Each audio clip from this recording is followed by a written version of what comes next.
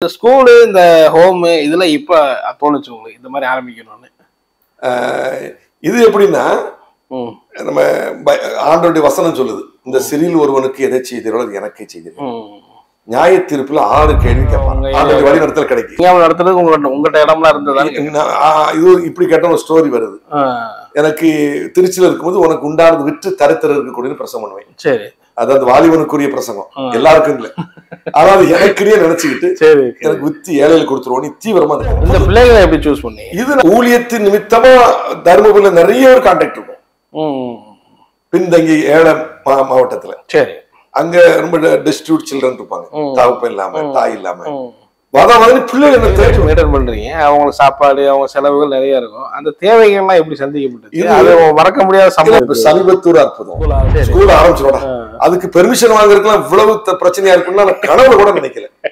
இன்ன வரைக்கும் court case அலைஞ்சிட்டு இருக்கேன். இன்னைக்கு வரைக்கும் இருக்குது அப்படின்னு நினைச்சுக்கிட்டேன். இலவச கல்வி, இலவச கல்வியும் மருத்துவமும் இலவசம் ஆரம்பிச்சா 2012 செப்டம்பர் 1 சரி ஒரு லெட்டர் வருது. ஸ்கூல கலெக்டர் உத்தரவு மூடிட்டோன்னு, சாந்தம் பள்ளி மூடுன்னு ஆர்டர் போட்டு பேப்பர்ல போட்டுட்டான்.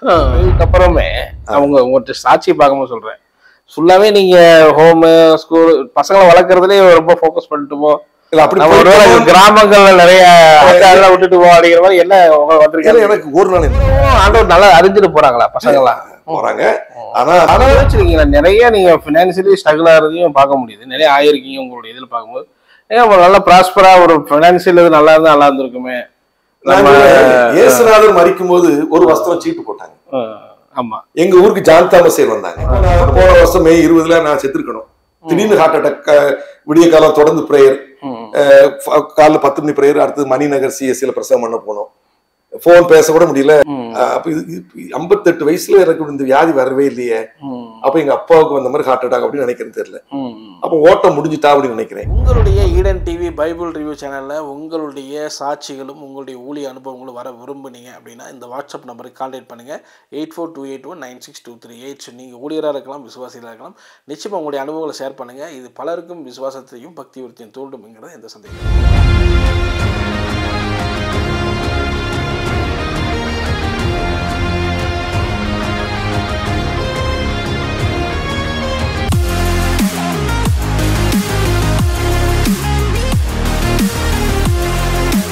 கல்யாணம் பண்ணுறீங்க, அதுக்கப்புறம் வந்துட்டு இந்த இலவச கல்வி இந்த ஸ்கூலுங்கிறது ரொம்ப ஆச்சரியமான விஷயமா இருக்கு. ஸோ எப்போ இதை ஆரம்பிச்சிங்க, அதுக்கப்புறம் உங்கள் லைஃப்ல என்ன நடந்துச்சு? அப்படி சொல்றதுக்கு முந்தி கல்யாணத்துக்கு பிறகு எங்க பெரியம்மா நிறைய பேர் ஆதாயப்படுத்தி வச்சிருந்தவங்களுக்கு என் மகன் ஞானஸ்தானம் கொடுப்பாருன்னு சொல்றாங்க. ஓகே, அவங்க பேரு எஸ்தர். அதான் நீங்க ஸ்கூலுக்கு அத்தை. ஓகே, ஸ்கூலுக்கு அந்த பேர் வச்சிருக்கீங்க. அவங்க மூலமா அந்த ஊழியம் செய்ய ஆரம்பிக்கிறேன். பேப்டிசம் கொடுக்குறோம், போகிறோம், இருக்கிறோம். அது ஒரு ஸ்டேஜ்ல ஒரு சில வருஷத்துல 93 சண்டையும் கூடி ஜெபிக்கிற மாதிரி ஆயிட்டாங்க. சரி, இது கிறிஸ்துவையே சுத்தமா அறியாதவங்க, புறஜாதி மக்கள். என்னுடைய பெரியம்மா டீச்சர், அதனால உண்ணாப்பு டீச்சர், அந்த காலத்திலேயே பழக்கம் உள்ளவங்க. ஒரு நன்மை ஊழியம் பண்ணி நிறைய பேரை ஆண்டவர்ல கொண்டு வந்திருக்காங்க. 100கணக்கானவரை கொண்டு வந்தவங்க. Okay okay okay. இப்ப நான் கல்யாணம் கட்டி போனதும் என் மகன் ஞானஸ்தானம் கொடுப்பாருன்னு சொல்லி ட்ரைனிங் பாயிண்ட் ஆகும். சரி, அதுக்கு பிறகு கம்யூனியன் கொடுக்க சொல்றோம். எஸ்ன்னு சொன்னோன்னதான் அதான் சபை ஆரம்பம். சர்ச்சை ஆரம்பிக்கிறீங்க. எங்க ஆரம்பி? மதுரை திருமங்கலம். மதுரை திருமங்கலத்துல ஆரம்பிக்கிறீங்க. மாமனார் வீட்லயே தான். அங்கதான் சர்ச்சை ஆரம்பிக்கிறீங்க. அது வரைக்குமே உங்களுக்கு முன்னாடி ஒரு இவாஞ்சலிஸ்டா ஃபுல்லாவே நீங்க எவலிஸ்ட்ல இருக்கிறேன். 82 ல ஃபுல்லாவே பரவாயில்லை. உடுமலைப்பேட்டை, அமராவதி நகர், திருப்பூர், புலவாடி புதுநகர், கந்தர்கோட்டை எல்லாம் இந்த மிஷன் ஒர்க் நடக்குது. கிராமத்துக்கு எல்லாம் போய் பேசுறது, அங்க சர்வீஸ் நடத்துவோம். ஓகே ஓகே ஓகே, நடத்துவோம். சோ இங்க ஒரு ட்ரைனிங்னா இப்ப சர்ச் இங்க ஆரம்பிக்கிறாங்க. திருச்சியிலும் செஞ்சோம். ஆனா என்னுடைய பிரதான அழைப்பு சபையா போய் எல்லாரும் ஒரு ஆதி அன்புக்குள்ள வரணும். அதான் பிரதானம். எவ்வளவு பேரு கூட்டினாங்க? அப்போ ஃபர்ஸ்ட் 4 பேருக்கு கொடுத்துருப்போம் முதல் ஞானஸ்தானம். அப்படி 1 2 1 2 1 2 வரும். அப்புறம் பெரியமா தான் தீவிர ஊழியக்காரர் பிஃபோர் மேரேஜ். அதனால நிறைய சண்டே அவங்க தான் நடத்துவாங்க. மாசத்துல ஒரு நாள் மட்டும் தான் போவேன். Okay okay. ஒரு பொறுப்பு எனக்கு கிடையாது. எல்லாம் ஏ டு சென்று பெரிய மதம் மந்த்லி ஒன்ஸ் மட்டும் நீங்க கடைசி சனிக்கிழமை கொடுப்போம். அது ஒரு 95ல அப்படி ஆரம்பிச்சிட்டீங்க. 92 93 ஆரம்பிச்சிட்டோம். ஆரம்பிச்சு அப்படி அதை மூவ் பண்ணிட்டு இருக்கீங்க. ஓகே, இப்படி அது ஒரு பக்கம் மூவ்ல போயிட்டு இருக்கு. இப்போ இந்த ஸ்கூலு இந்த ஹோமு இதெல்லாம் இப்ப தோணுச்சு உங்களுக்கு இந்த மாதிரி ஆரம்பிக்கணும்னு? இது எப்படின்னா நம்ம ஆண்டவருடைய வசனம் சொல்லுது, இந்த சிறில் ஒருவனுக்கு எதை செய்தீரோ அது எனக்கே செய்தீர்கள். நியாய தீர்ப்புல 6 கேள்வி கேட்பாராம். பரலோது போற கேள்வி கொஸ்டின் அவுட். பசியா இருந்தே சாப்பாடு கொடுத்தியா, வஸ்திரம் இல்லாத இருந்தே வஸ்திரம் கொடுத்தியா, வியாதியா இருந்தே பார்க்க வந்தியா, காவல் இருந்து என்ன விசாரிக்க வந்தியா, நான் தாகமா இருந்தே தண்ணி கொடுத்தியா. அப்போ வலது பக்கத்துல பார்த்து இயேசு சொல்றாரு, நான் பசியா இருக்கும் நீ சாப்பாடு கொடுத்தாப்பா, எனக்கு துணிமணி கொடுத்தாப்பா. என்னைக்கு ஆண்டவரே உங்களுக்கு கொடுத்தோம்?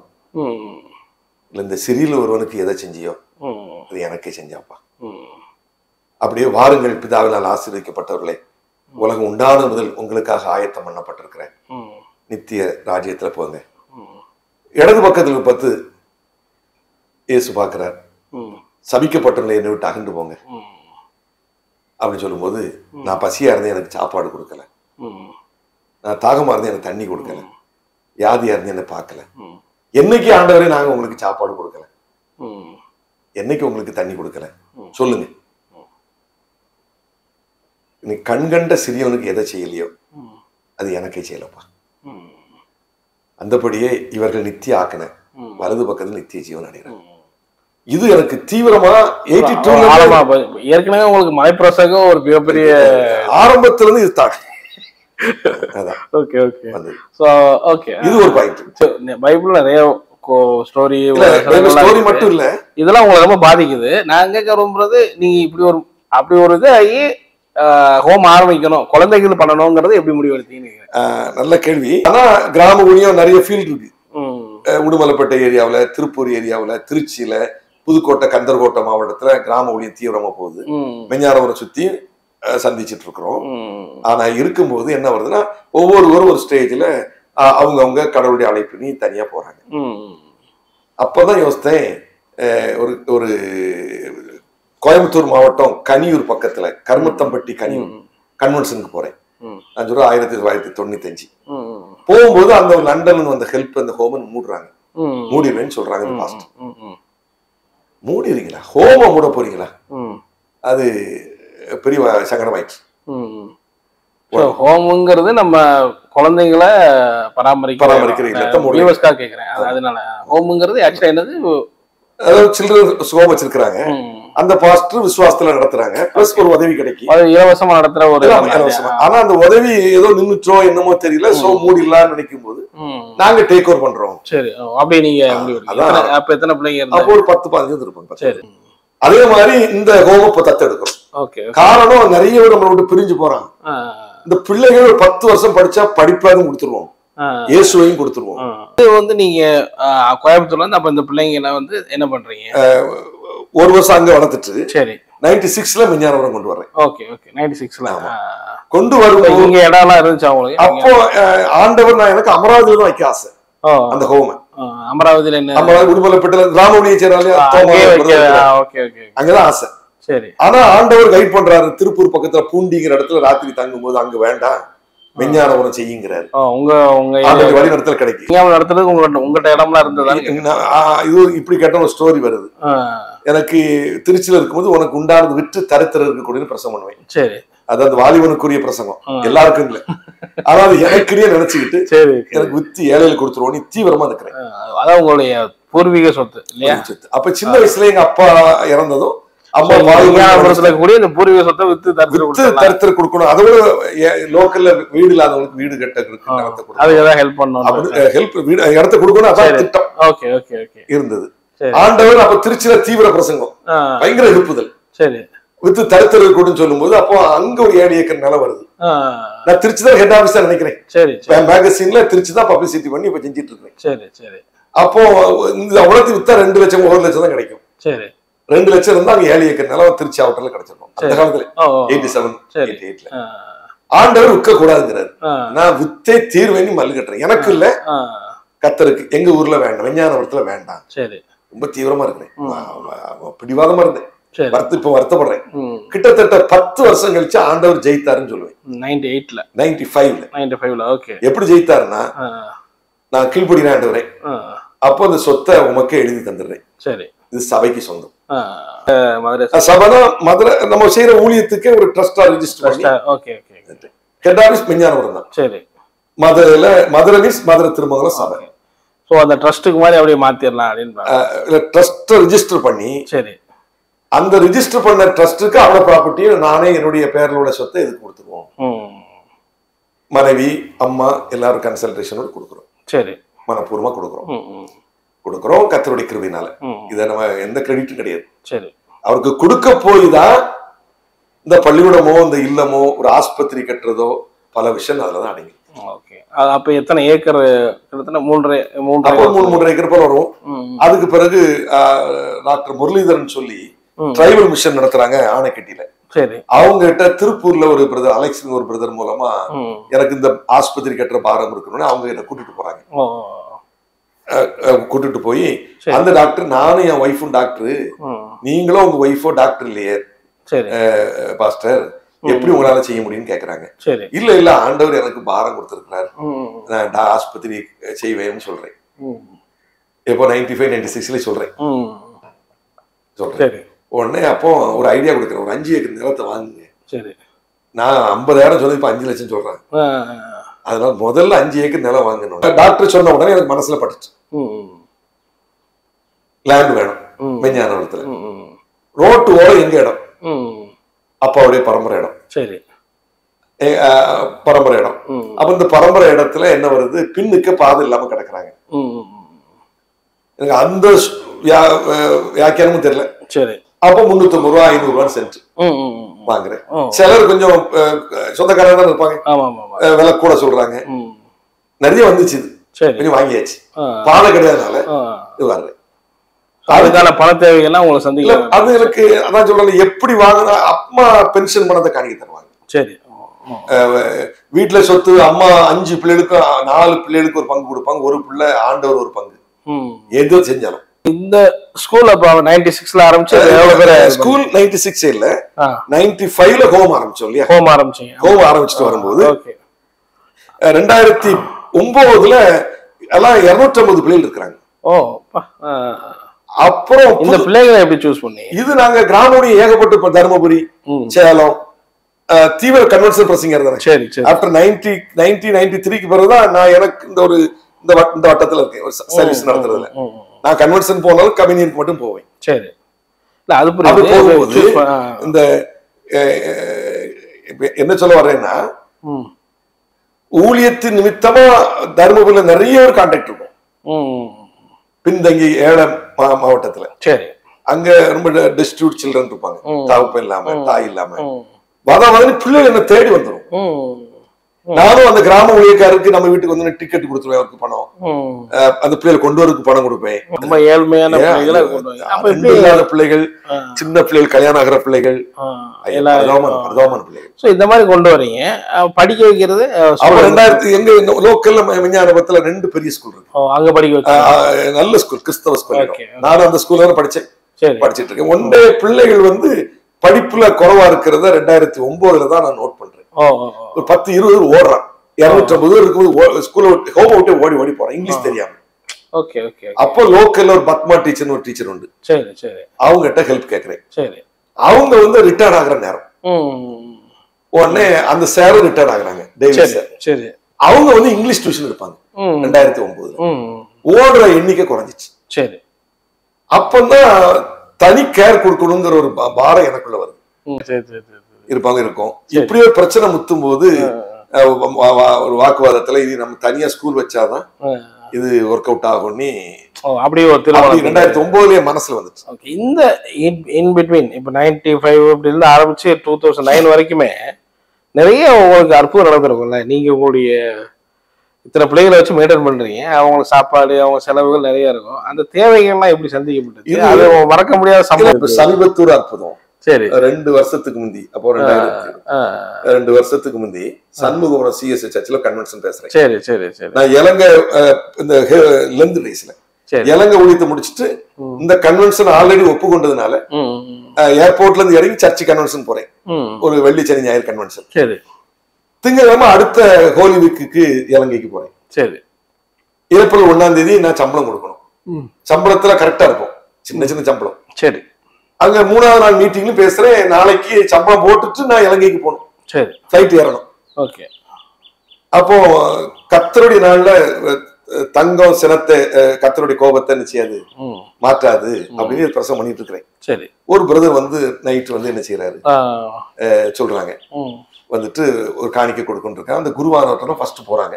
இந்த இடத்துல அந்த நபர் கொடுத்திருக்கிறாரு 1 லட்சம் ரூபாய் காணிக்கை. இப்ப அந்த காணிக்கை வந்து பெரிய அற்புதம். அப்போ அது ஏப்ரல் 1ஆம் தேதி புது ஆடிட்டிங் வரும். அப்போ எனக்கு சுத்தமா இல்ல, என்ன செய்வேன்னு தெரியாது. கொடுத்து அப்படியே கொடுத்துட்டு இங்க பொறுப்பா இருக்கிறவங்களும் 2022 2023 தான் 22 23 24 23வது வருஷமா 2 வருஷத்துக்கு முந்தி நடந்த சம்பவம், 2-3 வருஷத்துக்கு முந்தி நடந்த சம்பவம். இது ஒரு பெரிய அற்புதம் என் லைஃப்ல இப்படி வெவ்வேறு முறை சொல்லியிருக்காங்க. அப்போ 2009 வரைக்கும் இந்த இது பண்ணிட்டு அப்ப பிளான் பண்றீங்க, அப்ப ஸ்கூல் ஆரம்பிக்கணும். 2009க்கு ஸ்கூல் தான் அதுக்கு தீர்வுன்னு தெரியுது. Okay okay. ஆனா ஸ்கூல் சாதாரண இல்ல. ஆமா, ஏன்னா இங்கே ஸ்கூலுக்கு ஃபீஸ் கட்டி இருந்தீங்கன்னா ஃபீஸ்லாம் பெரிய ஃபீஸ் கிடையாது. ஆனா அந்த நம்ம பையன் நாளைக்கு பிரச்சனை ஓடிடுவான். சரி. வாத்தியாரை எதிர்ப்பான். அப்போ லோக்கல் ஸ்கூல் ஸ்டாண்டர்டுக்கும் நம்ம பிள்ளைகளுக்கும் லெவல் ரொம்ப ஐக்கிய குறைவு. அவன் ஏபிசிடே தெரியாம 9th வந்திருக்கிறான். நானும் அதை கவனிக்கல. மற்ற ஸ்கூலை குறை சொல்ல வேண்டாம். அப்ப என் பிள்ளைகளை வளர்க்கணும்னா சொல்றத நான் விரும்பல. என் பிள்ளைகள் அப்பான்னு சொல்லுது, இவன் அனாதை கிடையாது. அது உள்ளத்தை ஊன் பண்ணுது. அனாதைன்னு சொல்ல முடியாது இல்லையா? அப்ப என் பிள்ளைங்க நான் எங்கெல்லாம் படிக்க வைப்பேன், எங்க வைக்கட்டும் நாசிரியத்துல படிக்க வைப்பேன். அப்போ நாசிரியத்துல 250 கொண்டு போறதுலாம் கதைக்கு ஆகுமா, திட்டாகுமா? ஒரு குட்டி கணக்கு போட்டு கொஞ்சம் நானா ஒரு குட்டி கால்குலேஷன், பட்ஜெட்லாம் போட மாட்டேன். அந்த கால்குலேஷன்ல இதை ஆரம்பிப்போம். ஸ்கூல் ஆரம்பிச்சிரோட அதுக்கு பெர்மிஷன் வாங்குறதுக்குலாம் இவ்வளவு பிரச்சனையா இருக்குன்னா நான் கனவுல கூட நினைக்கல. இன்ன வரைக்கும் கோர்ட்டு கேஸ் அலைஞ்சிட்டு இருக்கேன். இன்னைக்கு வரைக்கும் இருக்குது அப்படின்னு நினைச்சுக்கிட்டேன். இலவச கல்வி, இலவசமா கல்வியும் மருத்துவமும் இலவசமா இருக்கணும். அதனுடைய அரசாங்கமே அதை தீவிரமா இருக்கணும். நல்ல நோக்கத்தோட ஆரம்பிச்சீங்க. இன்னொரு பாட்டு உண்டு இல்லையா, கல்வி கற்ற நாம் கல்வி கல்லாதோருக்கு கடன் பட்டிருக்கோம். நோவா பேழையை கட்டி வீட்டை காப்பாத்துறதுக்கு பேழையை கட்டினார். சரி. சோ பள்ளிக்கூடத்தை கட்டிடுவோம். ஒரு மாசம் ஜெபிக்கிறேன் 2011 ஜூன் ஜூலைல. சரி. அப்போ ஜெபிச்ச பிறகு என்ன பேர் வைக்கலாம், எங்க பெரியம்மா பேர் வைக்கலாம். 2011 ஜனவரில இறந்துட்டாங்க. ஏன்னா அந்த சபை தான் அந்த ஹோமுக்கு முழு சப்போர்ட். சரி. பிளஸ் நான் ஊரா போற பிரசங்கத்தோட காணிக்க போகுது. சரி. இப்படி இருக்கும்போது என்ன ஆயிடுது, அந்த ஸ்கூலுக்கு நடத்திடுவோம் நினைச்சேன். அப்ப என்கிட்ட 50,000 இருக்கு, 5 அப்போ 2 மீன் 5,000 பேர் சாப்பிடுவாங்கன்னு இப்போ இருக்கிற ஸ்கூல் கிரவுண்ட் அந்த கிரவுண்ட்ல ஜெபிக்கிறோம். அந்த இடத்துல எம்டி லேண்ட்ல ஆண்டவர் சொல்றாரு, உங்ககிட்ட எத்தனை இருக்கு? 5,000 50,000 ரூபாய் இருக்குது ஆண்டவரே. சரி. வரிசையா உட்கார வச்சு நீ தானே பிரசவம் பண்ண, லைனா உட்கார வச்சு சொன்னால. சரி. நீ யார சின்ன விசுவாசம் தான், எவ்வளவு ஆளு எஸ்டிமேட்டும் போடல. சரி. அப்பவுமே எங்க மாமாவை தான் நீ சொல்ல காணிக்கலாம் சொல்ல வேண்டாம், காணிக்கலாம் கேட்க வேண்டாம், நீ நல்லா இருப்ப ஒரு பேப்பர்ல ஸ்கூல் படத்தை போடு, இந்த ரூம் ஒரு படம் மேப் போடு. சரி. இவ்வளவு தேவை கூட போட வேண்டாம், இது பள்ளியோட கட்டுறதுக்கு ஜெமீன் எழுது, அதை செராக்ஸ் எடுத்து அனுப்பு அப்படின்னு சொல்றாங்க. அதையும் இப்ப விரும்பல. சரி மாமா சொல்றாங்களேன்ட்டு செஞ்சேன். அப்புறம் சிங்கப்பூருக்கு ஓப்பனிங் வருது. நம்ம ஹோம்லயே வளர்ந்த புள்ள, அவளுக்கு நம்ம கல்யாணம் பண்ணி வைக்கிறோம், ரேகாங்கிற மகளுக்கு ஆண்டோடைய கிருபையினால. அந்த புள்ள கல்யாணம் ஆனதும் சிங்கப்பூருக்கு மருமகன் கூட்டிட்டு பாஸ்டர்ங்கிறாரு. அப்ப மகளை கொண்டு சிங்கப்பூர்ல குடியேற்றம் பண்றதுக்கு போறேன். இப்போ மருமகன் சொல்றாரு, நீ அவர் தங்கறதுக்கு அவருக்கும் எனக்கு ஒரு ரூம் எடுத்து கொடுத்து மகளையும் கொண்டு குடியேற்றம் பண்ணிக்கிட்டு ஆண்டோடைய கிருபையினால. அப்புறம் எனக்கு அங்க மெதடிஸ்ட் சபை எல்லா சபைகள்லயும் ஒரு ஓப்பனிங்ஸ் வருது. மருமகன் அந்த சபைக்கு போறாங்க, அந்த சபையை இன்ட்ரோடியூஸ் பண்றேன். அங்க ஒரு பிரசிடென்ட ஹோமுக்கு வர சொல்றேன், ஸ்கூல் ஆரம்பிக்கணும்னு சொல்ற நேரம். அப்ப அந்த பிரசிடென்ட் ரெவரண்ட் ஜேம்ஸ் நகலன் ஐயா வர்றாங்க. நம்ம ஸ்கூல்ல வந்து அப்ப அஸ்திவாரம் போட்டுட்டோம், 6 மாசத்துல ஆரம்பிப்போமா அப்படின்னு ஐயான்னு சொல்றேன். சரி. அப்ப அவங்க 2012 ஜனவரில வந்திருக்கிறாங்க. எங்க பெரியம்மாவுடைய ஃபர்ஸ்ட் மெமோரியல் சர்வீஸ் நடக்குது திருமங்கலத்துல. அந்த பாஸ்டரும் திருமங்கலத்துக்கு வர்றாங்க, ஜேம்ஸ் நகலன் ஐயாவும் வர்றாங்க. ஜூன் ஆரம்பிப்பேன்னு சொல்றேன். எங்க சின்ன மாமனாட்ட சொல்றேன், மாப்பிள்ள 60 லட்சம் இருந்தாலும் இது முடியாது மாப்பிள்ள, எல்லாம் வேலைக்காரங்க கிடைக்கணும், கைகுடி வரணுமே, பொருள் டிமாண்டா இருந்தா இல்ல மாமா, ஜூன் 1, 2012 ஹையர் செகண்டரி ஸ்கூல் ஆரம்பிக்கிறோம், எஸ்தர் சாந்தம், அவ்வளவுதான். அப்புறம் இதெல்லாம் வாங்கிட்டு அப்புறம் ஒண்ணுமே தெரியாது, இவ்வளவு பெரிய சட்டத்திட்டமே தெரியாது. அப்ரூவல், ஏன்னா அது பெரிய பெரிய ஒரு கல்வியே வியாபாரமா இருக்குங்கிறது எனக்கு தெரியவே தெரியாது. ஊர்பட்ட லஞ்சம் கேட்கிறாங்கிற கணக்கும் சுத்தமா தெரியாது. சரி சரி. ஆனா ஒரு இது விசுவாசத்துல விசுவாசம் மனசுல பாரம் வருது. சரி, ஜூன்ல ஆரம்பிக்கணும்ங்கறத இல்ல, கல்வியை கொடுத்தாகணும், இலவசமா கொடுத்தாகணும். ஏன்னா இப்ப உழைத்து போறேன், என் மருமகன் அவங்களுடைய முழு காணிக்கை என்கிட்ட தர்றாங்க. அவருக்கு புதுசா வேலை கிடைச்சு வெளிநாட்டுக்கு போறாரு, அவர் ஒரு பெரிய காணிக்கை தர்றாரு, கடனா எனக்கு வாங்கி தர்றாரு, காணிக்கையா போக திருப்பி கொடுக்கும் போது நான் கஷ்டப்பட்டேன் போனேன். ஆனா கடனுன்னா கடனை கொடுத்துருவேன், அதுல கடவுளுக்கு பயந்துருப்பேன். அதனால எல்லாரும் நம்புவாங்க, சொந்தக்காரங்க நகையை தருவாங்க, இருப்பேன். பிறகு கடைசியில தரட்டா காணிக்க முடிப்பாங்க. ஒவ்வொருவரும் செஞ்சுட்டு இருக்கும்போது ஸ்கூல் ஆரம்பிச்சாச்சு. ஆரம்பிச்சா 2012 செப்டம்பர் 1 ஒரு லெட்டர் வருது, ஸ்கூல கலெக்டர் உத்தரவு மூடிட்டோன்னு, எஸ்தர் சாந்தம் பள்ளி மூடுன்னு ஆர்டர் போட்டு பேப்பர்ல போட்டுட்டான். லைசன்ஸ் வாங்கி, அதாவது மைனாரிட்டிக்கு ஒரு ரைட்ஸ் இருக்கு, சரி ஆரம்பிச்சுட்டு வாங்கிக்கலாம் சட்டம். அந்த சட்டத்தை மனசுல வந்துட்டு சரி ஆகஸ்ட் 31க்குள்ள நான் அப்ளிகேஷனை போடணும். நான் 31 டிவ் ஆபீஸுக்கு போறேன். சரி, எனக்கு நான் கஷ்டப்படுறேன், நான் இலவசமா கொடுக்கணும், அவன் எனக்கு கையில பணம் கிடையாது, காணிக்க பணத்தை செய்யறேன்னு சொன்ன உடனே அப்படியே பாஸ்டாங்க. சரி, ஆனா எனக்கு க்ளோஸ் பண்றதுக்கு லெட்டர் போட்டிருக்கிறாங்க, கையெழுத்து போட்டிருக்காங்கிறது எனக்கு தெரியாது. தெரியும், ஏன்னா அப்படியே நான் சீட்டிங் பண்ண மாட்டேமா தான். சரி சரி சரி. லெட்டர் வருது, லெட்டர் வந்ததும் ஆடி போயிட்டேன். சரி, பேப்பர்ல வந்துட்டுல மூடிட்டாங்கன்னு வந்துட்டு, ஸ்கூல்ல மூடலாம் செய்யல, நடந்துட்டு இருக்கு. 2012 செப்டம்பர்ல. ஆனா இங்க ஸ்கூல் ஆரம்பிச்சு ஸ்கூல் ஓடிட்டு இருக்கு, கோர்ட்ல ஆஜராகிறாங்க நம்ம சார். சரி, கோர்ட்டு ஸ்கூல் மூடி ஆயிட்டுன்னு கவர்மெண்ட் பீரியட் சொல்றாங்க. நம்ம லாயர் சார் இல்ல, எங்க பாஸ்டர் என் ஸ்கூல் நடக்குதுங்கிறாங்க. சரி, அவங்க ஃப்ரெண்டு தான். அப்போ டாக்டர் ஜஸ்ட் நீதிபதி அவங்க ஷர்மான்னு ஒரு பெரிய ஜட்ஜ் ஐயா, சரி, நார்த் இந்தியன். எல்லாரும் அவர்கிட்ட கேஸ் வர்றது பயப்படுறாங்க, ஏன்னா அவர் ஸ்ட்ரிக்டா இருப்பாரு. எல்லாரும் வாபஸ் நெக்ஸ்ட்ங்கிறாங்க. நம்ம கேஸ் தான் ஃபர்ஸ்ட் எடுக்கிறாங்க. Okay okay. ஒன்னு செக்ஷன் 8, சரி, இது மைனாரிட்டி ஸ்டே அப்படிங்கிறாரு. ஒரு அரை நிமிஷம் தான் வாதாடினாங்க. சரி சரி, ஸ்டே ஆயிடுச்சு. உடனே எனக்கு குதிரை ஓட்ட ஆரம்பிச்சுட்டு பாஸ்டர் அப்படின்னாங்க. மெட்ராஸ்ல மைனாரிட்டிக்கு கேஸ் போட்டோம், அது ரன்னிங் ஆயிட்டு இருக்குது. இத எதிர்த்து போட்டோம், ஸ்டே ஆர்டர் போட்ட பிறகு அது கேஸ் நடக்குது. அது இழுக்குது 2013 ஜனவரியில ராமசுப்ரமணியம் ஒரு ஜட்ஜ் ஐயா, அப்ப இப்ப அதுக்கு ஒரு சீஃப் ஜஸ்டிஸ் ஆகி இப்ப ரிட்டையர்ட் ஆயிருப்பாங்க. அவங்க எடுத்து இது கிறிஸ்தவ பள்ளிக்கூடம், இவர் பாஸ்டர், இந்த ட்ரஸ்ட் பேரு international youth fellowship in Christ. இவனுடைய ஃபர்ஸ்ட் ஆப்ஜெக்டே இயேசுவை உலகம் எங்க அறிவிக்கணும், எல்லாருக்கும் இயேசுவை சொல்லி சீஷன் ஆக்கணும். நம்முடைய பைபிள்ல ஃபர்ஸ்ட் ஆப்ஜெக்ட் எடுத்து தீர்ப்பிலே போட்டுட்டாங்க. சோ நோ டவுட் இது ஒரு மைனாரிட்டி, ரெண்டும் குடும்பம் வந்துட்டு வந்துச்சுன்னா 10th பரீட்சை எழுதுனா நான் துண்டக்கானும் துணியக்கானும் ஓட வேண்டியது வந்துடும். பிள்ளை காப்பாற்றணும் இல்லையா, பிளஸ் ஒண்ணு இருக்குது. இங்க என்னன்னா பெரிய பிரச்சனை ஆயிடுச்சு. சரி, நாளைக்கு பிராக்டிகல் டெஸ்ட்லாம் முடிஞ்சிட்டு கோர்ட்ல தீர்ப்பு வந்திருக்கு. தீர்ப்புக்கு யாரும் உபயோக பண்ணல, அரசாங்கம் கவர்மெண்ட் ஆபீஸ் உபயோக பண்ணல. உடனே கண்டெம்ட்டுக்கு போறோம். அன்னையிலிருந்து இன்ன வரைக்கும் கண்டெம்ட்டா தான் வாழ்க்கை மனுஷன். கண்டெம்ட் போறோம், கோர்ட்டுக்கு போனோடனே கண்டெம்ட் போன உடனே கதை அடிச்சு பிரதர்னு எனக்கு தோத்திரம் போட வச்சுட்டாங்க. எதிர்த்த நிர்வாகம் எல்லாம் கண்டெம்ட்ல தூக்கி உள்ள போட்டுருவாங்க இல்லையா, போட்டாங்க. என்ன செஞ்சாங்கன்னு பிராக்டிகல் டெஸ்ட்டுக்கு நானே கொண்டு பரீட்சையில ஸ்கூலு கிறிஸ்டியான தான் போட்டோம்.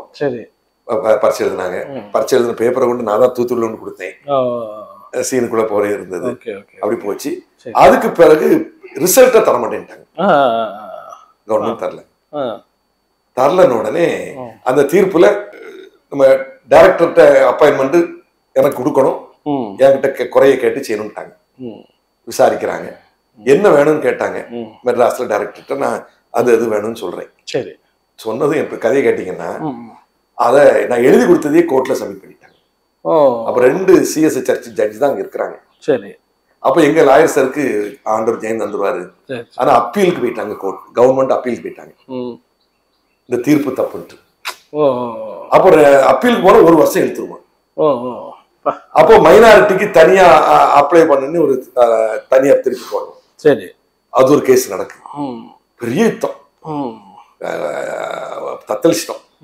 அந்த நேரம் தான் 2013 டிசம்பர்ல மைனாரிட்டி சேர்மன் சிஸ்வா பிரகாஷ் ஐயா, சிஸ்வா பிரகாஷ் ஐயா, அந்த ஐயா நான் வாலி வயசுல திருச்சியில இருக்கும்போது பழகி இருக்கிறேன் எங்க மாமா மூலமா.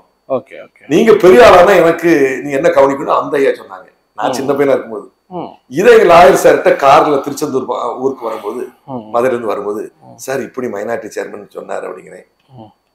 பாஸ்டர் அவங்ககிட்ட போய் ஒரு லெட்டர் வாங்கிட்டு முடிவாங்க. எனக்கு ஒண்ணும் தெரியல. சரி, உடனே போனேன். எனக்கு அப்பாயின்மெண்ட் டிசம்பர் 26 இங்க வருவேன்ட்டாங்க. சரி, கிறிஸ்துமஸ் லீவ்ல உங்க ஸ்கூலுக்கு வர்றேன் தம்பி, தம்பியோ பாஸ்டர் ஏதோ சொன்னாங்க, வருவேன்ட்டாங்க. அப்போ நான் லெட்டர் தந்துடுறேன்ட்டாங்க. சரி, அப்ளிகேஷன் கொடுத்துட்டேன்.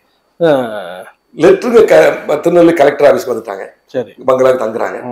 நான் அவளை கூட்டிட்டு வரணும். ஆனா அதுக்கு முந்தைய அவளை வெல்கம் பண்ணக்கூடிய அளவுக்கு நான் தகுதி இல்லை. வந்தாங்க. இங்க லோக்கல்ல பெரிய இது மைனாரிட்டி சேர்மன் வர்றது சாதாரண பிரச்சனை உள்ள பிறகு தான் வருவாங்களாம் அப்படின்னு நான் வந்து தூங்குற நேரம் இந்த டேவிட் சார்ட்ட போன் அடிச்சு, அவர் என்ன பிரச்சனை ஸ்கூல்ல சிஐடி கேக்குறாங்க. இல்ல தம்பி ஸ்கூல்ல ஃபங்க்ஷன், அதுக்குதான் யார் வர்றா, மைனாரிட்டி சேர்மன் வர்றான், ஒரு சண்டை பிரச்சனை இல்லைன்ட்டாங்க. சார் வந்ததும் கதையை மாறிட்டு மைனாரிட்டி சேர்மன் வந்து பேப்பர்ல இஷ்யூ ஆகுது. மூடுன்னு சொன்னது வந்தது, அதுக்கு அடுத்த வருஷம் இப்படி வருது, கோர்ட்ல யுத்தம் நடக்கு. அவங்க நல்ல லெட்டர் கொடுத்துட்டாங்க. சரி, ஆனா என்ன ஆச்சே தெரியல, 2017 வரைக்கும் கேஸ் இழுத்துட்டே போகுது. வருஷம் பரிச்சை எழுதுறதுக்கு கேஸ் போடுவேன். சரி, அவங்க கீழ்ப்படிய மாட்டாங்க, கண்டெம்ட் போய் கோர்ட் ஆர்டர் அவமதிக்கிறான்னு கேஸ் போடுவேன். இது ஒரு பெரிய எல்லாரும் என் மேல எரிச்சலா இருப்பாங்க. சரி, அப்படியே போய் போய் போய் வந்து 2017 வந்துச்சு. என்ன 17 தீர்ப்பு கொடுத்துட்டாங்க இல்லையா. சரி, அதுக்கு பிறகு என்ன ஆகி போச்சுன்னா மைனாரிட்டிக்கு ஒரு பிரச்சனை ஆயிடுச்சு. ஒரு ஸ்கூல்ல வந்து பாதிக்கு மேல இருந்தாதான் மைனாரிட்டின்ட்டாங்க. அதுக்கு ஒரு கேஸ், ஃபர்ஸ்ட் கேஸ் சவுத்ல நம்ம தான் போறோம். சரி, புது சட்டம் வந்துச்சு. சோ இங்க 250 பேர் கிட்ட இருக்குது, குறைக்கணுங்கிற மாதிரி 250 குறைக்கணும்னு சொல்லுவாங்க. சரி சரி, இப்ப 250 ஸ்கூல் ஆரம்பிச்ச பிறகு கவர்மெண்ட் சட்டப்படி இன்ஃப்ராஸ்ட்ரக்சருக்கு, அதாவது கவர்மெண்ட் சட்டப்படி இன்ஃப்ராஸ்ட்ரக்சர் இல்லாதனால ஹோம்ல 250 பிள்ளைகள் வைக்க முடியாது. 92 தான் அனுமதிட்டாங்க ஜே ஆக்ட் படி. அது இன்ஃப்ராஸ்ட்ரக்சர் 92 பேர் தான் வைக்கணும் அப்படிங்கிற மாதிரியா? அது ஹோமுக்கு மட்டும். படிக்க ஸ்கூல்ல வந்து எவ்வளவு சேர்த்துக்கலாமா? ஸ்கூல் அது வச்சிடலாம். சரி சரி சரி, ஸ்கூல் பக்கா கான்கிரீட் பில்டிங் போடுறதுக்கு. சரி சரி சரி. அதாவது நீங்க அந்த பிள்ளை ஏன் என்ன எதனால இஷ்யூ சொன்னீங்க? பிள்ளைகளை குறைய உங்களுக்கு பிள்ளைகளை திட்ட ஆரம்பிச்சிட்டாங்க. அதாவது எங்க லோக்கல் சிஎஸ்எஸ் ஸ்கூலுக்கு என் பிள்ளைகளை அனுப்பல. Okay okay. அப்போ சின்ன பிள்ளைகள் அனுப்புவாங்க. அப்போ என் மேல நீ ஆஸ்பத்திரி தானே கட்டுவேன்னு சொன்ன, எதுக்கு ஸ்கூல் ஆரம்பிச்சியா? அந்த மாதிரி என் மேல அன்பானவங்களும் எனக்கு அன்புனால புத்தி சொல்லுவாங்க, சிலர் கோபிப்பாங்க. என்னுடைய நோக்கம் நம்ம பிள்ளை அந்த ஸ்கூல்ல படிக்கிற அளவுக்கு அந்த லோக்கல் பிள்ளைகளுடைய ஸ்டாண்டர்டுக்கு நம்ம பிள்ளை ஸ்டாண்டர்டு ஒத்து வரல. அதனாலதான் நீங்க ஆரம்பிச்சீங்க. அப்போ அவனை அந்த ஸ்கூல்ல கூட சொல்லல, நம்ம பிள்ளைகள் அவன் லெவலுக்கு ஒத்து போக முடியல. ஆமா, அது புரியுது. பட் இங்க குறையறதுக்கு காரணம் என்னன்னா ஸ்கூல் எதிர்ப்பு, பரிச்சை எழுதுறதுக்கு வருஷம் கேஸ் போட்டு தான் பரிச்சை எழுதுவோம். அது மட்டும் இல்லாம கவர்மெண்ட் சட்டப்படி நான் ஸ்ட்ரென்த் வைக்க முடியாது. ஸ்கூல் எதிர்ப்பு, சரி, ஹோம் சட்டப்படி பிரச்சனை. அதனால என்ன செய்யறோம், அப்படி போகும்போது எண்ணிக்கை குறைஞ்சிட்டே வருது. பிலோ வந்துட்டு இப்ப 92 தான் அனுமதிக்கிறாங்க. வந்து நீங்க ஆரம்பிச்ச ஸ்கூல்ல ஃபர்ஸ்ட்ல இருந்து 12th வரைக்கும் ஃபர்ஸ்ட் 2012 ஜூன்ல ஹையர் செகண்டரி ஸ்கூல் தான் ஆரம்பிச்சோம், 6th to 11th. சரி சரி. 2021 கொரோனாக்கு பிறகு சரி 1 to 5 அடிஷன் ஆக்குறோம். Okay okay. 1 to 5 நிச்சயம் அடிஷன் ஆக்குறோம் ஆண்டோட கிருபையினால. இப்போ ஃபர்ஸ்ட் ஸ்டாண்டர்ட்ல இருந்து +2 வரைக்கும். அப்போ அது தொடக்க பள்ளி தான் வைக்கணும்னு பேர் மேல்நிலை பள்ளி ஒரே பேரை போடக்கூடாதுனாங்க. சரி, அதுக்கும் கோர்ட்ல கேஸ் தான். தீர்ப்பு அப்படி கிடையாது, சட்டப்படி 1 to 12 ஒரே பேர்ல இயங்கலாம். சரி சரி, அப்படி ஒரு தீர்ப்பு வந்துச்சு. சரி, இதுக்குள்ள 2017 தீர்ப்பு வந்த பிறகு சட்டம் மாறிட்டுது. சரி, மைனாரிட்டி ஸ்கூல் எப்படின்னா படிக்கிற ஸ்கூல்ல பாதி பேர் கிறிஸ்தவனா இருக்கணும்ட்டாங்க. அப்ப நம்ம ஜட்ஜை இன்னொரு கேஸ் போடுறோம், 3% கிறிஸ்தவங்க ஐயா, எப்படி 50% கிறிஸ்தவம் இருப்பான்? உடனே அது ஸ்டே ஆர்டர், சட்டம் செல்லாது. சரி, அந்த கேஸ் நடந்துட்டு இருக்கு. இப்பதான் சட்டம் கேஸ் பெரிய இஷ்யூ. சரி, மெட்ராஸ்ல இன்னொரு ஸ்கூல் போட்டுச்சு, சவுத்ல நம்ம தான் போட்டோம். சரி சரி. ஆனா ஆல்ரெடி எஸ்டாப்ளிஷ்ட் ஆன சர்ச் ஸ்கூலுக்கு அது பிரச்சனை இல்லை. சரி, நம்மள அது சுழிச்சு விட்டுச்சு. இன்னும் கேஸ் அது போயிட்டு இருக்கு, இன்னும் அந்த கேஸ் பெண்டிங்ல இருக்கு இருக்கு. ஆனா இந்த சட்டம் எப்படி நிர்வாகம் பண்றவங்க யாரா இருக்கணும், அந்தந்த மைனாரிட்டி ரிலிஜனா இருக்கணும். அப்ப நான் ஒரு கிறிஸ்டியன் பாஸ்டர், இந்த ட்ரஸ்டிஸ் எல்லாரும் கிறிஸ்டியன்ஸ். ஆகவே இது என்னது மைனாரிட்டி ட்ரஸ்ட் 5 வருஷத்துக்கு தான் தந்தாங்க. அதான் எதிர்த்து கேஸ் போடும்போது பெருலண்டு வந்துட்டாங்க. இவ்வளவு நீங்க நல்ல விஷயமா ஒண்ணு பண்ணும்போது இவ்வளவு அதை தாண்டி, அதாவது அரசாங்க சைடா இருக்கட்டும், எங்க கிறிஸ்தவ சபைகளா இருக்கட்டும், என் சொந்தக்காரரா இருக்கட்டும், யாருமே எனக்கு ஒத்துழைச்சாங்கன்னு சொல்ல மாட்டேன்.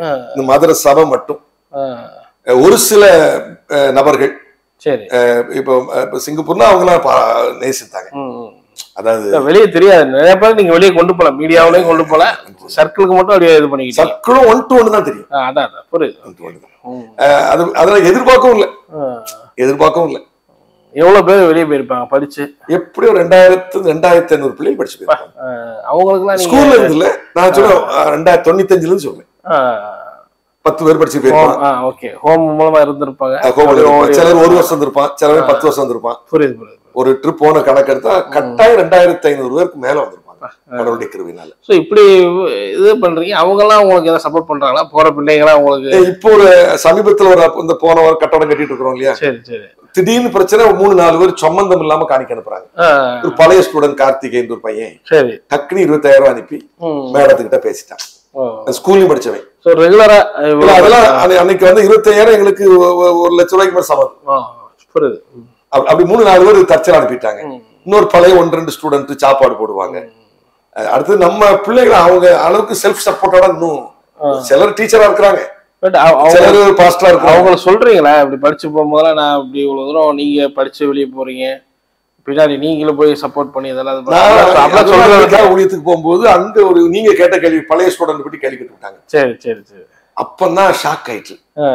அது ஒரு வெல்ஃபேர் கமிட்டி மாதிரி போடுங்க பாஸ்டர்ட்டாங்க. சொன்ன ஐயாவுடைய பெயர் கூட மறந்துச்சு. ஆனா அது இங்க வந்து சொன்ன உடனே ஜீவான ஒரு பையன் ஓசூல இருக்கிறான். உடனே அப்பா அப்பான்னு சொல்லி டக்குன்னு பிரிச்சான் போனா. இப்படி ஆஸ்திரேலியால கேட்டாங்கடான்னு சொன்னேன். அவனுக்கு அந்த தாட் அப்பதான் வந்துருக்கு. நான் என்ன வச்சுக்கோனா கஷ்டப்பட்டவனுக்கு கொடுக்கணும் இருப்பேன், வாங்கணுங்கிற எண்ணம் இன்னும் வரல. நல்லா இருப்பாங்க இல்லையா, ஒரு நல்ல ஒரு அவங்களுடைய சப்போர்ட் உங்களுக்கு இருக்கா அப்படி சொல்ல வந்தேன். இல்ல நீங்க சொல்றதுதான் கரெக்ட். அந்த மோட்டிவேஷன் கொடுக்கல, அதனால பிள்ளைகளை கூட சொல்றதுக்கு நான் தயாரா இல்லை. 2 பேர் படிச்சு வந்தாங்க போனாங்க. இப்ப நிறைய பேர் படிச்சு டீச்சரா இருக்கிறாங்க, லாயரா இருக்கிறாங்க, நர்ஸா இருக்கிறாங்க. இப்ப நம்ம பாப்பால ஒரு புள்ள நார்வே நாட்டுல இருக்குது. 95க்கு அப்புறமே அவங்க உங்கள்கிட்ட சாட்சி பார்க்கும்போது சொல்றேன், ஃபுல்லாவே நீங்க ஹோம் ஸ்கூல் பசங்களை வளர்க்கறதுலயே ரொம்ப ஃபோக்கஸ் பண்ணிட்டுமோ, கிராமங்கள்ல நிறைய விட்டுட்டு போ அப்படிங்கிற மாதிரி என்ன வந்திருக்காங்க? எனக்கு ஒரு நாள் என்ன, ஏன்னா நான் தீவிர பிரசங்கர் தானே. சரி. பிரசங்கத்து போற இடத்துல 100 ரூபா 50 ரூபா 10 ரூபா காணிக்க வச்சு தான் எதை காப்பாத்துறேன். கிறிஸ்தவனுக்கு இங்க இருந்து போறவங்களும் ஆண்டவர் நல்லா அறிஞ்சிட்டு போறாங்களா? பசங்க எல்லாம் போறாங்க. ஆனா அந்த எதிர்பார்த்த கனி இல்லைன்னு வேதனைப்படுறேன். அப்ப எல்லாரும் கனி இல்லைன்ட்டு நீ செஞ்சு இடத்துல சாப்பாடு கொடுத்து என்னடா பண்ணிப்பாங்க. அப்படிலாம் சொல்லாதீங்கம்மா. என் மகனே சாப்பாடு கொடுத்து வளர்த்தாலும் என்னை மாதிரி வான்னு சொல்ல முடியுதா? காணிக்க கொடுக்குறான் என் மகன், என் மகா கொடுக்குறாங்க. ஆனா நான் எதிர்பார்க்கிற மாதிரியே ஒண்ணு வேண்டாம்னு சொல்லிட்டு இருக்க வரலையே.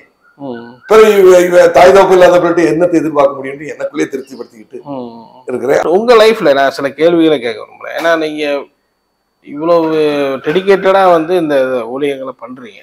குழந்தைகளை வந்து உங்களுடைய பசங்க எப்படி, நீங்க ஆக்சுவலா அவங்க ஏதாவது நீங்க ஒரு போதும் எனக்கு தேவைக்கு அதெல்லாம் வேண்டாம்னு பசங்களுக்குலாம் அந்த அளவுக்கு ஒரு இது இருக்கா? இல்ல பசங்க நல்ல கேள்வி கேட்டீங்க, ஒரு கிரிட்டிக்கலான கேள்வி கேக்குறீங்க. அதுக்கு எப்படி பதில் சொல்றது அப்படின்னா, அவன் அப்பா பட்ட கஷ்டம் பட வேண்டாம், நல்லா உழைச்சி காணிக்க கொடுப்போங்கிற மென்டாலிட்டி இருப்பான்னு நான் நினைக்கிறேன். ஆழமான முடிவு வந்துட்டேன். மனைவியோ மகனையோ மகளையோ எனக்கு வீடே வேண்டாங்கிறேன். அவ பெஞ்சாதிக்கு வீடு வேணும்னு நினைச்சா அதுல எல்லாம் தலைப்பட வேண்டாம் அப்படின்னு. அது வந்து கடவுளுக்கும் அவங்களுக்கு உள்ளது. இருக்கு. உங்களுடைய சேவை மனப்பா பசங்களுக்குலாம் நல்லா இப்பவுமே சமீபத்துல இருந்து அவ்வளவு பிள்ளைகளுக்கும் மட்டன் பிரியாணி போடணும் பாட்டான். 20,000 போட்டிருக்கிறேன். நான் எனக்கே தெரியாம மேடத்திட்ட சொல்லி பணத்தை அனுப்பிட்டான். நான் 20,000 தந்தா எனக்கு மளிகைக்கு மொத்தமா கட்டிட்டு விடாம இல்ல சத்தம் போட்டாங்க. மகன் இவ்வளவு கொடுக்கறா, நீங்க அதை என்கரேஜ் பண்ண மாட்டீங்களேன். இந்த டைலாக் என் மகன் கூட நான் கொடுக்கல. சரி சரி சரி. மகன் கூட இந்த கமெண்ட் அடிக்கல. யோசிச்சிருக்கீங்களா? நிறைய நீங்க பினான்சியலி ஸ்ட்ரகிள் ஆகிறதையும் பார்க்க முடியுது. நிறைய ஆயிருக்கீங்க உங்களுடைய இதுல பார்க்கும்போது. ஏன் நல்லா ப்ராஸ்பரா ஒரு பினான்சியல் இது நல்லா இருந்தா நல்லா இருந்திருக்குமே. இயேசுநாதர் மரிக்கும் போது ஒரு வஸ்திரம் சீட்டு போட்டாங்க. ஆமா. எங்க ஊருக்கு ஜான் தாமஸர் வந்தாங்க, குடும்பமா அங்க வாழ்ந்தாங்க, மரிச்சாங்க. ரயில்வேசர் வந்தாங்க, ரேக்லாண்ட் ஐயா தொப்பில கூழ் வாங்கி குடிச்சாங்க. இதெல்லாம் பார்க்கும்போது பாயிண்டே இல்லை. எனக்கு எங்க மாமனார் வீட்டுல மரியாதை, என் பஞ்சாதி எல்லாமே எனக்கு மச்சனை எங்க போனாலும் எனக்கு நல்ல சாப்பாடு, ஒரு மஞ்சள். என் மகனும் இன்ஜினியரா படிச்சுட்டான். அதெல்லாம் கம்பேர் பண்ண முடியாது இல்லையா? பாப்பாவும் அவங்களுக்கும் ஒரு ஆசை எல்லாமே இருக்கும். உங்களை மாதிரி எல்லாருமே என் கணக்கு வீடு கட்டக்கூடாது, அந்நியரும் பரதேசியும் தான், நான் திணிக்க மாட்டேன். எல்லாரும் வித்து கொடுத்துட்டேன். அத பஞ்சாதியும் ஒத்துக்கிட்டாங்க, மகன் ஒத்துக்கிட்டாங்க. ஒருவேளை இப்ப எல்லா சொத்தையும் ட்ரஸ்ட் எழுதி கொடுத்தோடனே ஒரு சங்கடம் தான். அடுத்த லீடர்ஷிப் என் பிள்ளைக்கு வைக்கணும்னு நான் விரும்பல. அது ஊழியன்னு சொல்லிட்டு என் பிள்ளைகளை மேல ஏத்துறதா? இது அக்கிரமமா இருக்குது. அரசியல்வாதி மாதிரி பெரிய பிரசங்க மாதிரி முடியாது. அவங்க விரும்புறாங்களா? இல்ல அவங்க விரும்புறாங்களாங்கிற கேள்வி நல்ல கேள்வி கேட்டீங்க. இந்த இதுக்கு என் கூட இருந்து ரத்தத்தை சிந்துற மாதிரி இருந்து அன்னைக்கு கடவுள் நடத்தினா அந்த லீடர்ஷிப்பை கொடுக்கலாம். அதான் காரணம். அப்போ நான் போன வருஷம் மே 20 நான் செத்துருக்கணும். திடீர்னு ஹார்ட் அட்டாக். விடிய காலம் தொடர்ந்து பிரேயர், காலைல 10 மணி பிரேயர், அடுத்து மணிநகர் சிஎஸ்சியில பிரசவம் பண்ண போனோம். போன் பேச கூட முடியல. அப்ப 58 வயசுல எனக்கு இந்த வியாதி வரவே இல்லையே. அப்ப எங்க அப்பாவுக்கு வந்த மாதிரி ஹார்ட் அட்டாக் அப்படின்னு நினைக்கிறேன்னு தெரியல. அப்ப ஓட்டம் முடிஞ்சுட்டா அப்படின்னு நினைக்கிறேன். அப்புறம் என் 2 ஹோம்ல உள்ள 2 பொம்பளை பிள்ளைகள் தான் என்ன கைப்பிட தாங்கலாம் கொண்டு என் கட்டில படுக்க விடுறாங்க. அப்படி ஷாக் ஆயிட்டேன். ஒண்ணு சிந்திக்க முடியல. ஆனா ஓட்டம் முடியல, இன்னும் இருக்குதுன்னு தெரியுது. அப்புறம் ஆஸ்பத்திரி போகணுங்கிறாங்க, பேச முடியல. மற்றவங்களுக்கு சீரியஸ்னஸ் தெரியல. நான் ஆல்மோஸ்ட் டெட் அப்படி இருக்கிறேன். ஒன்னும் ஓடல. ஆஸ்பத்திரிக்குன்னா அவங்க பைபாஸ் பண்ணணும், எவன் வீட்டுக்கு துட்டுக்கு போறது, கடன் தான் முடியாது, வியாதிக்கெல்லாம் கடன் போட முடியாது அப்படிங்கிறது தீவிரம் ஓடுது. எந்த ஆஸ்பத்திரி போலாங்கிறேன். மச்சனை வீட்டுக்கு போகலாமா? அப்புறம் இங்க இன்னொரு ஐயா குணக்குமார் ஐயா உண்டு, ராஜபாளையம் போலாமா? அல்லது என் தங்கச்சி சாத்தாங்கத்தில் டாக்டர், அங்க போலாமா? எங்க அம்மாவுக்கு பார்த்த கவர்மெண்ட் டாக்டர் இருக்கிறாரு, இது எனக்கு பிடிச்சிருக்கு. 250 ரூபா டாக்டர் கொடுத்தா போதும், கவர்மெண்ட் ஆஸ்பத்திரியில சேர்த்துடலாமா அப்படின்னு நினைக்கிறேன். எல்லாரும் மச்சனை எல்லாரும் சண்டை, அத்தான் தப்பா முடிவு எடுக்கிறாருன்ட்டு மேடத்துக்கிட்ட. இதுதான் காணிக்க பணத்தெல்லாம் இப்பெல்லாம் கொடுக்க முடியாது. கடவுள் பெரியவர், அதெல்லாம் செய்ய முடியாது. அவ்வளவுதான். என் ஓட்ட முடிஞ்சுன்னா ரைட். ஓட்ட முடியலன்னா எனக்கு ஜீவனை தந்தது அவர்ல, ஜீவனை தந்தது எடுக்கிறது யாரு தான்? ஆண்டவர் தானம் அப்படின்ட்டு அடுத்த லீடர்ஷிப் வைக்கலையே. அப்ப அடுத்த லீடர் ஆல்ரெடி பிளான் பண்ணியாச்சு. எனக்கு அடுத்த பொறுப்புல இருக்கிறவங்க தான் அதுக்கு லீடரா இருக்கணுங்கிறேன். அவங்க ஐயோ நானும் அந்த பொறுப்புக்கு வர மாட்டேன், குடும்பத்தில் உள்ளவங்க வைங்க அதை வைங்க இன்ன வரைக்கும் தகராறு பண்ணிட்டு இருக்காங்க. இல்ல இல்ல நீ நோன்னா கடவுளுக்கு எதிர்த்து பேசுங்க, உங்க இஷ்டம் அப்படின்னு சொல்லி முடிச்சிட்டு இருக்கும்போதுதான் தமிழ் வைத்திட்டு போறேன். அவங்க இங்கிலீஷ் வைத்தியத்துக்கு போனா இதை செய்ய முடியாதுங்கிறாங்க. அந்த வைத்தியம் எனக்கு செல்லுபடியாகுது. ஏன்னா துட்டு இல்லாம இலவச வைத்தியம் இல்லை. 100 ரூபா 150 ரூபா தான் வைத்தியம், 100 ரூபா தான் வைத்தியம். ஆட்டோ சார்ஜ் தான் 400 ரூபா. ஒண்ணு பார்த்தேன், கொஞ்சம் ரூபாயில ஆண்டவர் தெய்வீக சுகத்தை கொடுத்தாங்க. அது ஏன் அப்படி யோசிக்கிறீங்க? பொதுவா ஒரு கேள்வி. நீங்க ஒரு நல்லா இருந்தா எத்தனை பிள்ளைகள் வந்து எல்லாரும் அப்படிதான் கேக்குறாங்க. என்னால அதை இன்னும் அந்த காணிக்கை பணம்ங்கிறத உங்களால முடியல. ஏன்னா என் கையில தரவே 100 ரூபா சாப்பாடுக்கு வழி இல்லாம 100 ரூபா காணிக்கை 10 ரூபா தரணும். காணிக்க ஊழியத்துல இருந்து வர நிறைய ஊழியர்ல பார்க்கும்போது நான் சொல்றேன், சில பேர் நல்லா லாபிஷம் செலவு பண்றாங்க தேவைக்கு வந்து, இதுவும் கர்த்தர் கொடுத்ததுன்றாங்க. வேலை பார்த்து சம்பாதிக்கிறது கர்த்தர் கொடுக்கறதான்றாங்க. எல்லாமே ஆண்டோடைய பணம் தான், ஏன் நம்ம காணிக்கைக்கு மட்டும் ரொம்ப இம்பார்ட்டன்ட் பண்ணும், அதுவும் உங்க தேவைக்கு யூஸ் பண்ணிக்கலாமே அப்படிங்கிற ஒரு கருத்து வைக்கப்படுதுன்ற.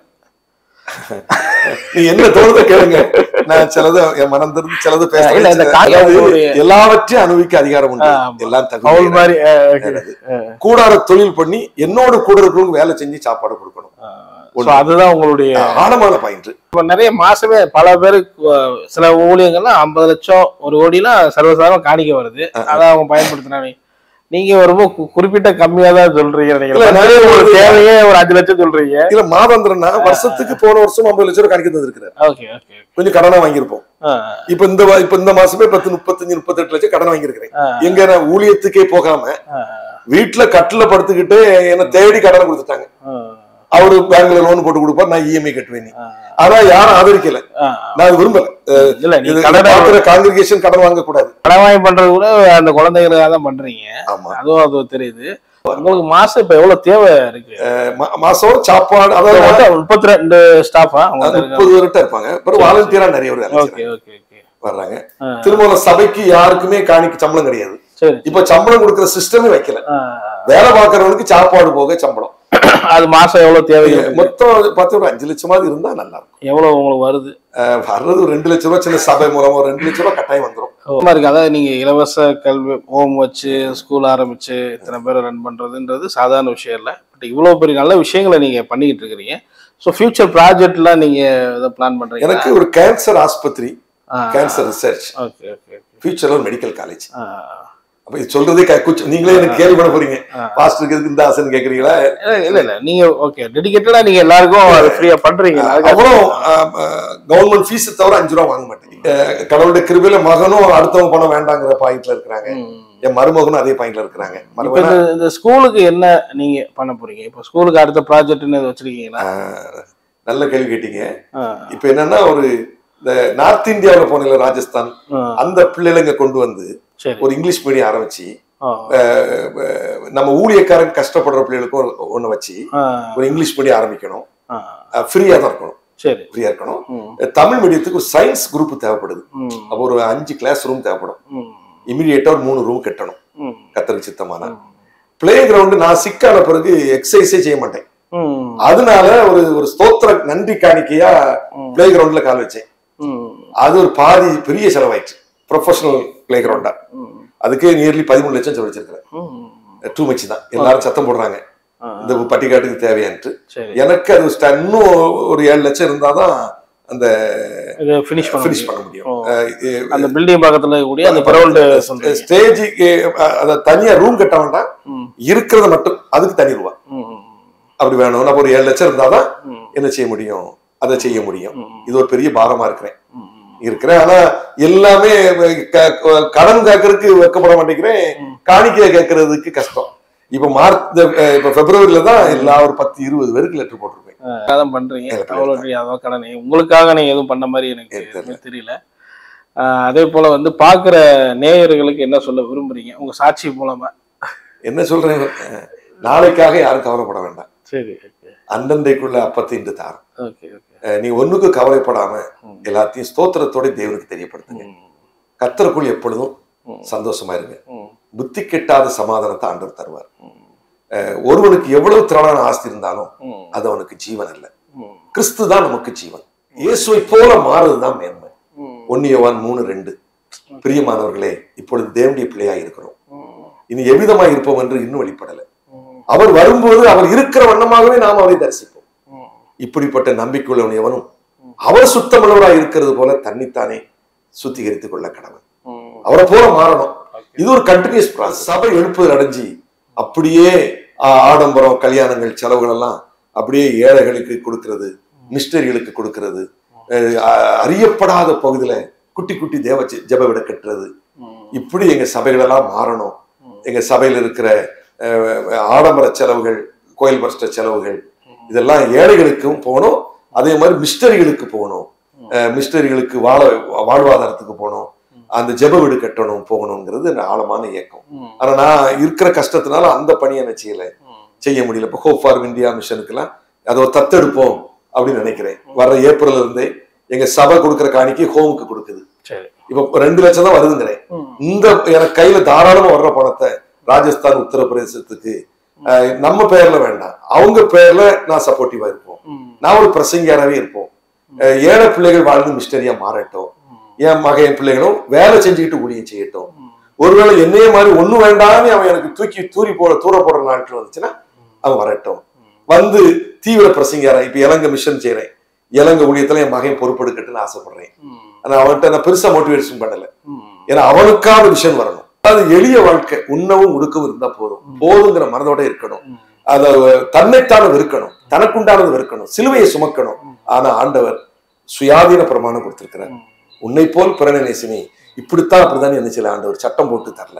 சோ நீ எவ்வளவு வாழ்வே வாழ்ந்துக்க, ஆனா இல்லாதவனுக்கு கொடுக்கணுங்கிற பழக்கத்தை மறந்துடாதீங்க. என் மகனும் பசியா இருக்கிறவனை கண்டா என்னோட மேலா போய் அவன் பிச்சை எடுக்கிறவனுக்கு போய் கடையில போய் வாங்கி கொண்டு கொடுக்குறான், பேர் விரும்பல. அதெல்லாம் அப்போ ஆண்டவர் என் பாணியில யார் வந்துட்டு இருக்கிறாங்க, பெஞ்சாதி பிள்ளைங்களும் செஞ்சிட்டு இருக்கிறாங்க. ஒருவேளை நான் நினைக்கிறது ஓவர் எதிர்பார்ப்பா இருக்குமோ நினைக்கிறாங்களோ அப்படி தெரியாதனால நான் என்ன செய்யல, அதுல இருந்து பாடம் படிச்சுட்டேன். என் பெஞ்சாதிக்கே அவங்களுக்குன்னு ஒரு சுய விருப்பம் இருக்குன்னு சொல்லும் போது ஒவ்வொரு இண்டிவிஜுவல் ஆத்மாவுக்கும் விருப்பம் உண்டு. அவனவன் தனக்கான விலை பிறருக்கான விலை நோக்குவானாக. கிறிஸ்து இயேசு சிந்தையே இருக்க கடவுது. 7-70 மன்னிச்சு மறந்த மாதிரி ஒவ்வொரு குடும்பமும் ஒருத்தர் மன்னிச்சு ஒருத்தர் நேசித்து, புருஷனுக்கு கீழ்ப்படிஞ்சு, மனைவி நேசித்து, நம்ம தகப்பன் இல்லாத பிள்ளையை நேசித்து, தகப்ப இருந்தும் தாய் இருந்தும் ஆதரவற்ற பிள்ளைகளை நேசித்து நம்ம வாழணும்னு விரும்புறேன். என் மனைவி, பிள்ளைகள், என் சபை, எங்க சபைக்கு இதே போக்கஸ் தான் கொடுக்குறேன். இலங்கையில பண்ற பிரசங்க எந்த ஊருக்கு இதே பிரசங்கம் பண்றேன் இருக்குது. இப்போ ஆண்டவருடைய கிருபையினால நேயர்களுக்கு இதை சொல்லக்கூடிய ஒரு பாக்கியத்தை தந்திருக்கிறார். நான் அது ஒரு கிரீட்டா எடுக்கிறேன். ஜெபிங்க, இந்த ஊழியத்துல எல்லாரும் அன்பு செலுத்துங்க. கட்டாயமாயும் அல்ல, வசனமாயும் அல்ல, அவனவன் மனதில் நிர்ணயித்தபடியே கொடுக்க கடவுள். உங்களுடைய சாட்சி ரொம்ப அருமையா இருந்துச்சு. உங்க ஹெல்த்தை பார்த்துக்க ரொம்ப நன்றி, ரொம்ப நன்றி. ஆண்டவர் ஜீவன் சுகம் பலன் தருவார். என் ஜீவனை பார்க்கலும் கிருபை நல்லது. என் கிருபை உனக்கு போதும், பலவீனங்களில் பலன் பூரணமாய் விளங்கும். நன்றி. எல்லாரும் ஜெபிங்க. ஒரு பெரிய ரட்சிப்பை நம்முடைய சபைகள்ல மாற்றம் தருவார். ஆதி திருச்சபை போல மாறி முழு உலகமும் சுவிசேஷமயமாகும். ராஜ்யத்தின் சுவிசேஷம் சகல ஜாதிகளுக்கு சாட்சியாக பிரசங்கிக்கப்படும். அப்பொழுது முடிவு வரும். ஆமென். உங்களுடைய ஈடன் டிவி பைபிள் ரிவ்யூ சேனலில் உங்களுடைய சாட்சிகளும் உங்களுடைய ஊழிய அனுபவங்களும் வர விரும்புனீங்க அப்படின்னா இந்த வாட்ஸ்அப் நம்பருக்கு கான்டாக்ட் பண்ணுங்கள். 8428196238. நீங்கள் ஊழியராக இருக்கலாம், விசுவாசிகளாக இருக்கலாம். நிச்சயமாக உங்களுடைய அனுபவங்களை ஷேர் பண்ணுங்கள். இது பலருக்கும் விசுவாசத்தையும் பக்தி விருத்தியும் தூண்டும்ங்கிறது எந்த சந்தேகம்.